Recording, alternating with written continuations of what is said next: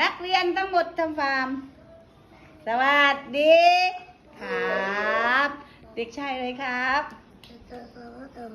เก่งมากเด็กชายลูกเด็กชายอะไรครับวันดีวันชูเพลิดครับค่ะเด็กหญิงเด็กชายอะไรครับเด็กชายพี่เสียงขาวเด็กชายอะไรครับเด็กชายชะลอดอกหลังเก่งมากเด็กชายอะไรครับไม่ใช่นั่งเด็กชายภูวดินทร์จันดำครับเพื่อนบอกแล้วครับเอาให้ลูกๆร้องเพลงผลไม้ค่ะ1 2 3ดูสิผล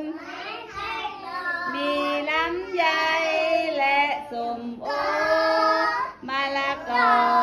และแตงโมผลโต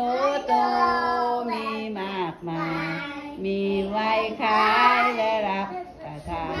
มีไว้ขายและรับอีกเที่ยวค่ะลูกดูสิผลมีลำไยและส้มโอ